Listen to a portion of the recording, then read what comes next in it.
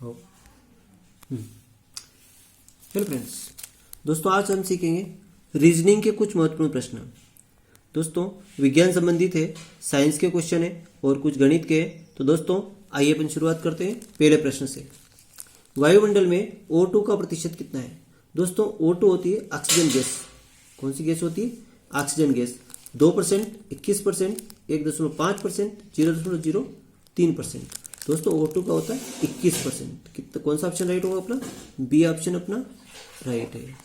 ठीक है, O2 का परसेंट कितना होता है? 21% होता है। ठीक है, नेक्स्ट दूसरा है, दूसरे कक्ष में इलेक्ट्रॉनों की संख्या कितनी होती है? दोस्तों परमाणु के जो नाभिक होता है और उसके चारों तरफ इलेक्ट्रॉन चक्कर लगाते हैं, है ना। जैसे देखिए ये नाभिक में और इसके चारों तरफ जो इलेक्ट्रॉन है इससे कक्षा में चक्कर लगाते हैं, है ना, ये से। तो इस कक्षा में चारों तरफ नाभिक में क्या होते हैं? एक तो प्रोटॉन होते हैं और एक न्यूट्रॉन होते हैं। ये दो चीज तो नाभिक में होती है और इलेक्ट्रॉन जो होते हैं इस कक्षा के चारों ओर चक्कर लगाते रहते हैं, है ना। इस कक्षा के चारों ओर ये चक्कर लगाते रहते हैं। तो आज अपने को ये समझना है कि दूसरी कक्षा में कितने इलेक्ट्रॉन होते हैं। दोस्तों इसमें इलेक्ट्रॉन भरने की जो ट्रिक है, जो तरीका है, जो सूत्र है वो है 2n स्क्वायर। कितना square? 2n square. 2n square का जो सूत्र होता है उससे अपन इसमें कक्षाओं में इलेक्ट्रॉन भर सकते हैं। n क्या है? कक्षाओं की संख्या है। n क्या है? इसमें कक्षाओं की संख्या है ना। जैसे पहली कक्षा में भरेंगे, पहली कक्षा में कितने इलेक्ट्रॉन? जैसे पहली कक्षा, तो पहली कक्षा में कितने इलेक्ट्रॉन होंगे? यहाँ से n की जगह क्या लिखा? 1 लिखा, है ना। 2 इंटू n की जगह 1 लिखा, तो 1 का स्क्वायर 1 यानी 2 इलेक्ट्रॉन। पहली कक्षा में कितने इलेक्ट्रॉन होंगे? 2। इसी तरह दूसरी कक्षा में कितने इलेक्ट्रॉन होंगे? 2 इंटू 2 का स्क्वायर, है ना। तो 2 दूनी 4, 4 दूनी 8। तो दूसरी कक्षा में कितने इलेक्ट्रॉन होंगे? 8। तो अपना कौन सा ऑप्शन राइट होगा? बी ऑप्शन अपना राइट हो जाएगा। कौन सा ऑप्शन राइट हो जाएगा? बी अपना राइट हो जाएगा। ठीक है दोस्तों, बी ऑप्शन अपना राइट हो जाएगा। इसी तरह इसमें तीसरी कक्षा में इलेक्ट्रॉन अगर देखना है, कोई अगर तीसरी कक्षा में इलेक्ट्रॉन पूछे तो तीसरी कक्षा में इलेक्ट्रॉन निकालना है तो 2 इंटू यहाँ एन का मान 3 हो जाएगा, 3 स्क्वायर। एन का मान कितना हो जाएगा? 3 स्क्वायर। और 3 3 9, 9 दूनी 18 इलेक्ट्रॉन तीसरी कक्षा में होगा। अगर चौथी कक्षा में इलेक्ट्रॉन पूछेंगे तो 2 इंटू 4 का स्क्वायर, तो 4 चौक 16, 16 दूनी 32 इलेक्ट्रॉन। और ये इलेक्ट्रॉन कैसे बढ़ते हैं? देखिए पहली तो ये पहली कक्षा है, पहली कक्षा में कितने इलेक्ट्रॉन होंगे? 2 ऐसे इलेक्ट्रॉन बढ़ते हैं ये, है ना। दूसरे में कितने? 8। ये दूसरी कक्षा है, इसमें 1 देखो 2 3 4 5 6 7 और ये 8 ऐसे इसमें इलेक्ट्रॉन भरते हैं, है ना। फिर अगले में 18 है तो 18 में अगले में 18 इलेक्ट्रॉन ऐसे भरे जाते हैं। ठीक है दोस्तों, तो अपन बड़े अच्छी तरह समझ गए इसमें कितने इलेक्ट्रॉन, दूसरी कक्षा में कितने इलेक्ट्रॉन होंगे? 8 इलेक्ट्रॉन होंगे। ठीक है दोस्तों, नेक्स्ट अगला, न्यूट्रॉन की खोज किसने की थी? दोस्तों न्यूट्रॉन की खोज की थी चैडविक ने। कौन सा ऑप्शन राइट हो जाएगा अपना? सी ऑप्शन अपना राइट हो जाएगा। न्यूट्रॉन की खोज किसने की थी? चैडविक ने। ठीक है, न्यूट्रॉन की खोज किसने की थी? चैडविक ने। नेक्स्ट है, इलेक्ट्रॉन का कक्षाओं में वितरण का सही सूत्र है। इलेक्ट्रॉनों का कक्षा में वितरण का सही सूत्र है n square, 2n square, 3n square, 2n। तो इसका इलेक्ट्रॉनों का कक्षा में वितरण का है वो सही सूत्र हमने आपको अभी हाल बताया, 2n स्क्वायर। कितना होता है? 2n square. यानी कौन सा ऑप्शन राइट हो जाएगा अपना? बी ऑप्शन अपना राइट हो जाएगा। 2n square. कितने इलेक्ट्रॉन होंगे? 2n square. ठीक है, नेक्स्ट है सोडियम, है ना। आयन में इलेक्ट्रॉनों की संख्या होती है, सोडियम आयन। देखो सोडियम पे क्या होता है? प्लस आयन दिया इसने। क्या दिया? प्लस आयन दिया। सोडियम का परमाणु क्रमांक, सोडियम क्या है? n है। सोडियम का परमाणु क्रमांक कितना होता है? 11। कितना होता है दोस्तों? 11 होता है। अब इसमें सोडियम में Na अगर प्लस 1 इलेक्ट्रॉन, प्लस का मतलब होता है 1 इलेक्ट्रॉन इसमें से निकल गया, 1 इलेक्ट्रॉन इसमें से निकल गया। तो 11 में से अगर 1 निकल जाए तो कितने बचेंगे दोस्तों? 10। कितने बचेंगे? 10। तो अगर प्लस लगा तो 1 इलेक्ट्रॉन इसमें से निकल गया, तो कितने बचे? 10। यानी कौन सा ऑप्शन राइट होगा अपना? सी ऑप्शन अपना राइट है ना। सी ऑप्शन अपना राइट है। ठीक है दोस्तों, नेक्स्ट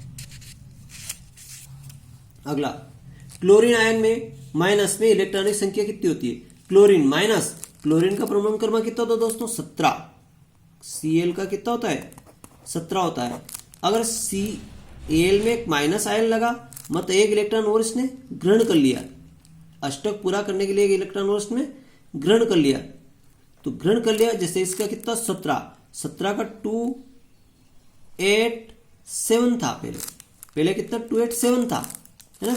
जब Cl माइनस हो गया तो इसमें कितना 288 हो गया, एक इलेक्ट्रॉन और इसमें ग्रहण हो गया मतलब 288 इसका अष्टक पूर्ण हो गया, इसके पीछे वाला अष्टक इसका पूर्ण हो गया। तो इसमें कितने इलेक्ट्रॉन होंगे दोस्तों? अब माइनस आने के बाद कितने इलेक्ट्रॉन हो गए? 18, यानी बी ऑप्शन राइट है इसका। कौन सा ऑप्शन राइट है? बी ऑप्शन इसका राइट है, ये वाला बी ऑप्शन इसका राइट है। ठीक है, नेक्स्ट अगला, कोशिका का बिजली घर किसे कहते हैं? कोशिका का बिजली घर यानी पावर हाउस, केंद्रक, सेंट्रोसोम, रिक्तिका, माइटोकॉन्ड्रिया। तो दोस्तों कोशिका का बिजली घर होता है माइटोकॉन्ड्रिया, ये डी ऑप्शन राइट हो जाएगा। कोशिका का बिजली घर किसे कहते हैं? माइटोकॉन्ड्रिया को कहते हैं। और फोबस और डिबस किस ग्रह के दो प्राकृतिक उपग्रह है? फोबस और डिबस किस ग्रह के दो प्राकृतिक उपग्रह है? तो दोस्तों बुध, शनि, मंगल, अरुण। तो दोस्तों मंगल के उपग्रह है। किसके हैं? मंगल के दो प्राकृतिक उपग्रह है, यानी सी ऑप्शन अपना राइट हो जाएगा। अब कुछ गणित के सवाल है 2-3। देखिए दोस्तों, 15 की संख्या का 75% है। किस संख्या का 75% है? दोस्तों यदि आपको इसका सवाल आता है तो वीडियो वहीं स्टॉप करके हल करके आंसर दीजिए, इसको हल करके आंसर तुरंत कमेंट करिए, है ना। नहीं तो अपन इसको हल, अब अपन यहाँ पे हल इसको करते हैं। देखिए 15 की संख्या का 75% है, यानी 15 कितना दिया आपने? 15 दिया। कितना दिया? 15। तो माना कि 15 x का 75% है। x का 75% बराबर कितना होता है? 15। बिल्कुल बेसिक समझाऊंगा। x का 75% बराबर 15, ठीक है ना। ये आप मान लो, माना कि x का 75% बराबर 15। इस एक लाइन में सारी चीजें सीख जाओगे, सारी। माना कि x यानी कोई भी संख्या हो, अगर उसका 75% पूछे तो आप निकाल लो, अगर कोई संख्या नहीं दे तो उसका 75% पूछे तो संख्या आप आसानी से निकाल लेंगे। देखिए किस संख्या का 75% 15 है? देखिए यहाँ पे x का मतलब गुणा 75%, प्रतिशत का मतलब नीचे क्या आएगा? 100 बराबर 15, ठीक है। अब अपना क्या है? x है बराबर, ये 15 तो है ही सही। देखो इसके जो गुणा में कितना है? 75 है, तो गुणा वाली संख्या भाग में, और भाग में कितना है? 100, तो 100 भाग वाली संख्या गुणा में, ठीक है। बस ये प्रक्रिया अपनों को बिल्कुल बेसिक से याद होनी चाहिए। अगर बेसिक्स यानी आधार से अपनों को नीचे से अगर याद होगी तो अपन कोई भी कठिन से कठिन सवाल को बड़ी आसानी से हल कर लेंगे। तो देखिए यहाँ पे 15 से काटा, 15 एकम 15, 15 पंजे 75, 5 एकम 5, 5 दूनी 10, कितना है? 20। यानी 20 का 75% 15 होता है। 20 का 75% 15 होता है। तो कौन सा ऑप्शन राइट होगा अपना? बी ऑप्शन राइट हो जाएगा। कौन सा ऑप्शन राइट हो जाएगा? बी ऑप्शन अपना राइट हो जाएगा। ठीक है दोस्तों, नेक्स्ट, 9 की संख्या का 25% है।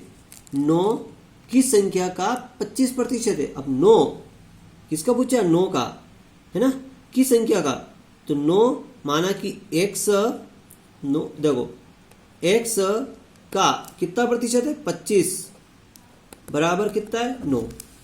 x का 25% बराबर 9, तो x बराबर 9 बटा क्या होगा? 25 इंटू 100 बटा 1। 25 से काटा 25 चौक 100, 9 चौक 36, तो कितना आंसर आएगा? 36। सी ऑप्शन इसका राइट है दोस्तों। कौन सा ऑप्शन राइट है? सी ऑप्शन इसका राइट है। अब एक सवाल और रहा लास्ट में, 250 का 15%, 250 का 15%। अब 250 का 15% क्या होगा दोस्तों? देखिए 250 का 15%, है ना, तो 250 इंटू 15 बटा 100, ठीक है। 250 इंटू 15 बटा 100, का मतलब क्या होगा, गुणा। अब देखो सिपर से सिपर कट गई, 5 5 25, 5 दूनी 10, 15 5 75/2। अब 2 का इसमें भाग लगाएंगे तो 2 तिया 6, एक बच्चा 15, 2 सत्ती 14 और एक बच्चा सिपर 2 पंजे 10, यानी 37.5। 37.5 यानी बी ऑप्शन अपना राइट हो जाएगा। कौन सा ऑप्शन राइट हो जाएगा, बी ऑप्शन अपना राइट हो जाएगा, 37.5। तो थैंक यू दोस्तों, इस तरह वीडियो आपको अच्छा लगे लाइक करें और दोस्तों शेयर करें, सब्सक्राइब करना ना भूलें।